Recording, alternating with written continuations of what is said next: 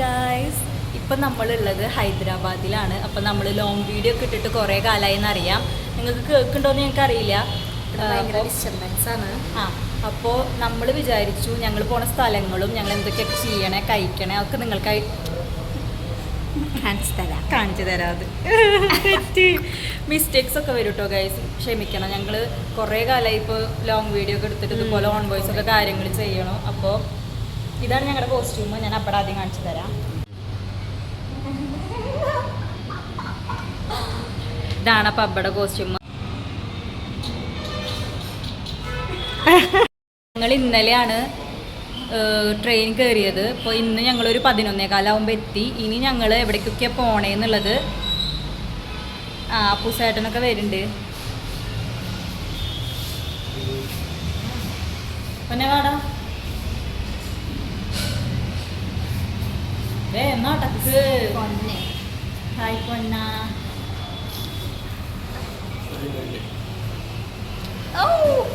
We are 4. ഞങ്ങളുടെ അപ്പനും അമ്മയും അവിടെ ഉണ്ട്, കാണിച്ചു തരാം.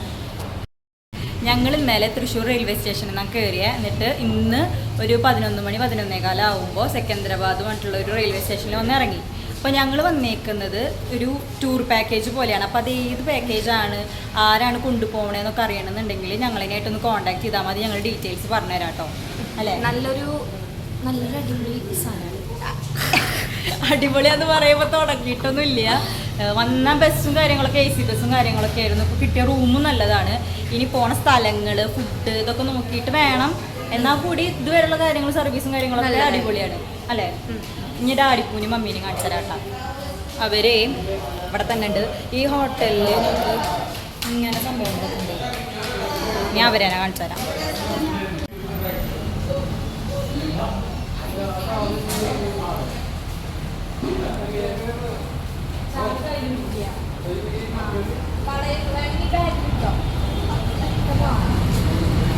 അമ്മേ ഇപ്പൊ പോയിരുന്നപ്പോ ഞാൻ അപ്പൊ നോക്ക്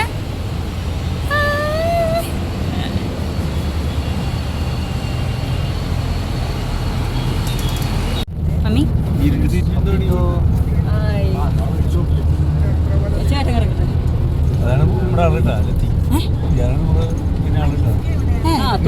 തൊപ്പി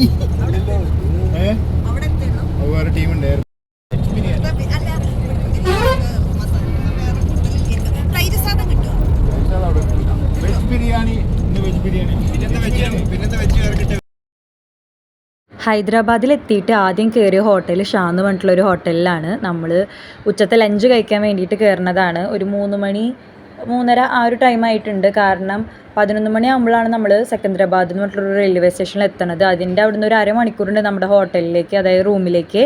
അവിടുന്ന് നമ്മളോട് പറഞ്ഞു ഒരു 1.5 മണിക്കൂറിൻ്റെ ഉള്ളിൽ ഞങ്ങൾ എത്തും, റെഡി ആയിട്ട് നിൽക്കാൻ പറഞ്ഞു. ഞങ്ങളെല്ലാവരും റെഡി ആയിട്ട് നിന്നു. എന്നിട്ട് നമ്മളുടെ കൂടെയുള്ള ആൾക്കാരൊന്നും നമുക്കറിയണ ആൾക്കാരല്ല, പുറത്തുനിന്ന് വന്നിട്ടുള്ള ആൾക്കാരാണ്, സ്ട്രേഞ്ചേഴ്സാണ് എല്ലാവരും. പക്ഷെ പോരണ സമയത്ത് അങ്ങനെയൊന്നും അല്ലായിരുന്നു കേട്ടോ. സ്ട്രേഞ്ചേഴ്സൊക്കെ മാറി നമ്മൾ ഫുൾ എല്ലാവരോടുമായിട്ട് കമ്പനിയൊക്കെ ആയി. ആ സമയത്ത് അവർ ഒരു കപ്പിൾസ് മാത്രമാണ് നമ്മളുടെ കൂടെ ഉണ്ടായിരുന്നത്. ഒരു മാഷും ടീച്ചറും നമ്മുടെ ഹോട്ടലിൽ ഉണ്ടായിരുന്നത് കൂടെ. ബാക്കിയുള്ള എല്ലാവരും പുറത്തുനിന്നായിരുന്നു, വേറെ ഹോട്ടലിൽ നിന്നായിരുന്നു. അപ്പോൾ അവരൊക്കെ ആയിട്ട് ഞങ്ങൾ ഈ ഹോട്ടലിലേക്ക് വന്നു, ഫുഡ് കഴിച്ചു. ആദ്യം കഴിച്ചത് ബിരിയാണിയാണ്. ഞങ്ങൾ കഴിച്ചതിൽ ഏറ്റവും ബെസ്റ്റ് ആയിട്ടുള്ളൊരു ബിരിയാണി ആയിരുന്നു ഷാ എന്ന് പറഞ്ഞിട്ടുള്ള ഹോട്ടലിൽ നിന്ന് കിട്ടിയത്. ഞങ്ങൾ പിറ്റേ ദിവസം വേറൊരു ഹോട്ടലിൽ നിന്ന് കഴിച്ചിട്ടുണ്ടായിരുന്നു ബിരിയാണി. അവിടുത്തെ ഫേമസ് ബിരിയാണി എന്നൊക്കെ പറഞ്ഞിട്ടാണ് അവിടെ നിന്ന് കഴിച്ചത്. പക്ഷേ അതിനേക്കാൾ ഞങ്ങൾക്ക് എല്ലാവർക്കും ഇഷ്ടമായത് തലേന്ന് കഴിച്ചിട്ടുള്ള ഈ ബിരിയാണിയാണ്. നിങ്ങളവിടെ പോവുകയാണെങ്കിൽ ഈ ഹോട്ടലിൽ കയറിയിട്ട് എന്തായാലും ഈ ബിരിയാണി ഒന്ന് ടേസ്റ്റ് ചെയ്ത് നോക്കണം. അത്രയും അടിപൊളിയായിരുന്നു. അത് കഴിഞ്ഞിട്ട് ഞങ്ങൾ ആ ദിവസം അധികം സ്ഥലത്തേക്കൊന്നും പോയില്ല, കാരണം വൈകിട്ടായില്ലോ. അതപ്പോൾ നമുക്ക് അധികം സ്ഥലത്തേക്കൊന്നും പോകാൻ പറ്റിയിട്ടില്ല. ഞാൻ പറഞ്ഞുതരാം കേട്ടോ. ഗോൾക്കൊണ്ട ഫോർട്ട് എന്ന് പറഞ്ഞിട്ടൊരു ഫോർട്ടിലേക്ക് പോയി. അതാണ് ആദ്യം പോയത്. അത് കഴിഞ്ഞിട്ട് ഒരു നൈറ്റൊക്കെ, അത് കയറാൻ തന്നെ അത്യാവശ്യം നേരം വേണം. അത്രയും വലിയൊരു കുന്നെന്നല്ല അതിനെ പറയുക, വലിയൊരു മല പോലത്തെ സംഭവം. അവിടെ ഏറ്റവും ടോപ്പിൽ എത്തിക്കഴിഞ്ഞ് കഴിഞ്ഞാൽ ഒരു വ്യൂ ഒക്കെ പോലെ നമുക്ക് ഹൈദരാബാദിൻ്റെ കുറച്ച് ഭാഗങ്ങളൊക്കെ കാണാൻ പറ്റും. പിന്നെ അതിൻ്റെ മുകളിൽ ഒരു അമ്പലമൊക്കെ ഉണ്ട്. അങ്ങനെ ഈ ഫോർട്ടിൽ ഒരു പ്രത്യേകത എന്താണെന്ന് വെച്ച് കഴിഞ്ഞാൽ അടിയിലൊരു ഭാഗമുണ്ട്. ആ ഭാഗത്ത് നിന്നിട്ട് നമ്മൾ കൈ അടിച്ച് കഴിഞ്ഞ് കഴിഞ്ഞാൽ ഏറ്റവും ടോപ്പിലേക്ക് സൗണ്ട് കേൾക്കുമെന്ന് പറഞ്ഞു തന്നു. അപ്പം നമ്മൾ കുറേ പേര് നിന്നിട്ട് അവിടെ നിന്ന് ഇങ്ങനെ കൈയടിച്ചിട്ടൊക്കെ നോക്കി. അപ്പോൾ ഏറ്റവും ടോപ്പിലേക്ക് എത്തും. അത് പണ്ട് കാലത്ത് രാജാവിന് അറിയിപ്പ് കൊടുക്കാൻ വേണ്ടിയിട്ടുള്ളൊരു സംവിധാനമായിരുന്നു എന്നാണ് ആ ഗൈഡ്, നമ്മുടെ കൂടെ ഉണ്ടായിരുന്ന ഗൈഡ് പറഞ്ഞു തന്നത്. അതുപോലെ പല പ്രത്യേകത ഉള്ളൊരു ഫോർട്ട് ആയിരുന്നു ഇത്. ഞാൻ പേര് പറഞ്ഞു തോന്നുന്നു അല്ലേ, ഗോൽക്കൊണ്ട അങ്ങനെ എന്തോ ആണ് ഇതിൻ്റെ നെയിം. അപ്പോൾ ഹൈദരാബാദ് പോവുകയാണെങ്കിൽ എന്തായാലും നിങ്ങളിത് കാണും, അത് ഉറപ്പാണ്. ഇതാണ് ആ സ്ഥലം. ഇവിടെ നിന്ന് കൈയടിച്ച് കഴിഞ്ഞ് കഴിഞ്ഞാൽ ആ അറ്റത്തേക്ക് അങ്ങോട്ട് കേൾക്കുന്നതാണ് പറയുന്നത്. ഇതാണ് നമ്മുടെ കൂടെ ഉണ്ടായിരുന്ന ഫുൾ മെമ്പേഴ്സ്. അപ്പോൾ അവരേനൊക്കെ ആയിട്ട് നമ്മളെല്ലാവരും ഫോട്ടോ എടുക്കുക അങ്ങനെയുള്ള പരിപാടികളായിരുന്നു അവിടെ ആദ്യം ചെന്നപ്പോൾ നടന്നത്. അത് കഴിഞ്ഞിട്ടാണ് നമ്മളെല്ലാവരും കൂടിയിട്ട് അങ്ങോട്ട് മുകളിലേക്ക് കയറിയിട്ടുള്ളൂ.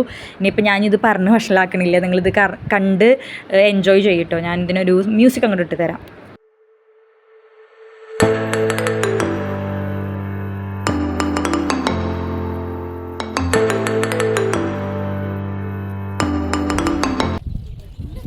ഇതിനെന്തോ ഒരു ഇതുപോലെ തോന്നണ, മെഴുക്ക് വെറ്റി വെച്ച പോലെ. വല്ലാത്തൊരു എക്സ്പീരിയൻസ് ആയില്ലബ്ബ.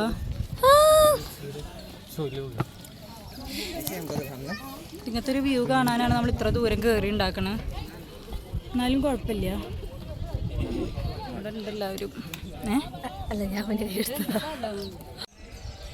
അപ്പോൾ ഇതാണ് നമ്മൾ മുകളിൽ കയറി കഴിഞ്ഞാലുള്ള അമ്പലം. നേരത്തെ ഞാൻ പറഞ്ഞില്ലേ, അമ്പലം ഇതാണ്. അത് കഴിഞ്ഞിട്ടാണ് വേറൊരു സ്ഥലത്തേക്ക് കുറച്ചും കൂടി അവിടെ നടന്നു കഴിഞ്ഞ് കഴിഞ്ഞാൽ മുകളിലായിട്ട് വേറൊരു ഇതൊരു ടോപ്പിൽ, ഇതാണ് ഏറ്റവും ടോപ്പ്. ഇനി മുകളിലേക്കില്ല. ഇവിടെ നിന്ന് കഴിഞ്ഞാലാണ് നമുക്ക് ഫുൾ വ്യൂ കാണാൻ വേണ്ടി പറ്റുക.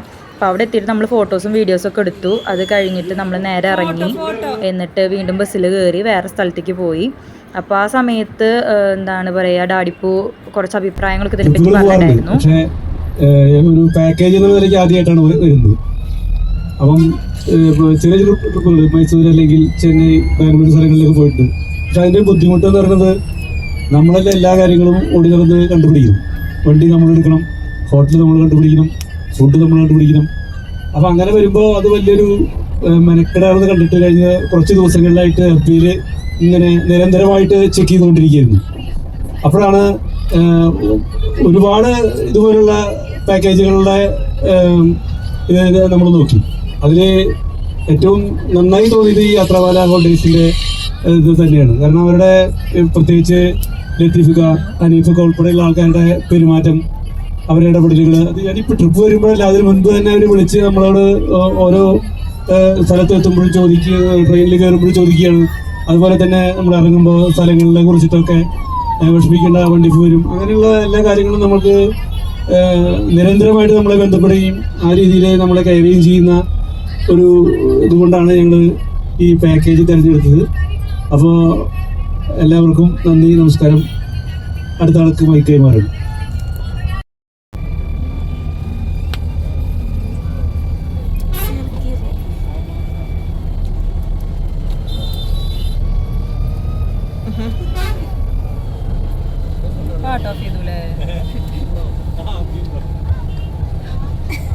ഇതൊന്നും ഞാൻ ഇതൊക്കെ ഇട്ടാ യൂട്യൂബില്.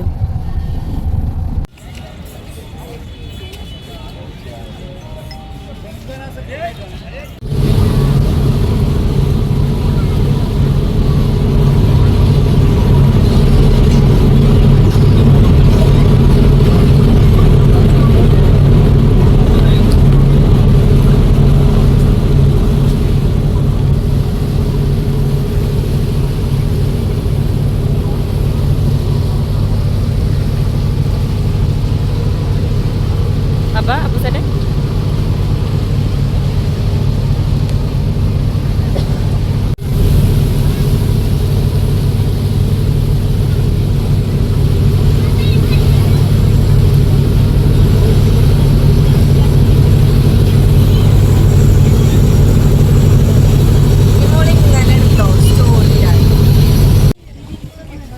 അപ്പോൾ ഗൈസ്, നമ്മൾ ഫോട്ടോ ഒക്കെ കണ്ടതിന് ശേഷം നമ്മൾ വന്നത് ബുദ്ധൻ്റെ ഒരു സ്റ്റാച്ചു കാണാൻ വേണ്ടിയിട്ടാണ്.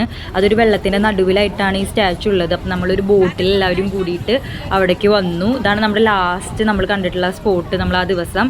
അതിന് ശേഷം നമ്മളൊരു ഹോട്ടലിൽ പോയിട്ട് ഫുഡൊക്കെ കഴിച്ചു. നമ്മൾ ഉച്ചയ്ക്ക് കഴിച്ചില്ലേ, ആ സെയിം ഹോട്ടലാണ് ഷാ എന്ന് പറഞ്ഞിട്ടുള്ളത്. അത് അവിടുന്ന് ഫ്രൈഡ് റൈസ്, റൊട്ടി, ചിക്കൻ കറി അങ്ങനെ എന്തൊക്കെയോ കുറച്ച് സംതിങ് സാധനങ്ങളുണ്ടായിരുന്നു. അപ്പോൾ അതൊക്കെ നമ്മൾ കഴിച്ചിട്ട് നേരെ നമ്മൾ റൂമിലേക്ക് വന്നു. റൂമിൽ വന്നിട്ട് നമ്മൾ സുഖമായിട്ട് കിടന്നുറങ്ങി. ഇതുപോലെ തന്നെ നമ്മൾ എല്ലാ ദിവസത്തെയും വീഡിയോസ് നമ്മൾ എടുത്ത് വെച്ചിട്ടുണ്ട്. അപ്പോൾ നിങ്ങൾക്ക് വേണ്ടിയിട്ട് ഞങ്ങൾ എന്തായാലും ഇടുന്നതായിരിക്കും. അപ്പോൾ നിങ്ങളുടെ സപ്പോർട്ടാണ് ഞങ്ങൾ പ്രതീക്ഷിക്കുന്നത്. അപ്പോൾ എല്ലാവരും ഞങ്ങളെ സപ്പോർട്ട് ചെയ്യണം. നിങ്ങൾ ലൈക്ക് ചെയ്യുക, ഷെയർ ചെയ്യുക, കമൻറ്റ് ചെയ്യുക. പിന്നെ എന്തൊക്കെ കുറവുകളുണ്ട്, അതൊക്കെ എന്തൊക്കെ നികത്തണം എന്നുള്ളത് നിങ്ങൾ കമൻറ്റിലൂടെ പറഞ്ഞാൽ മതി. അപ്പോൾ ബൈ ഗായ്സ്.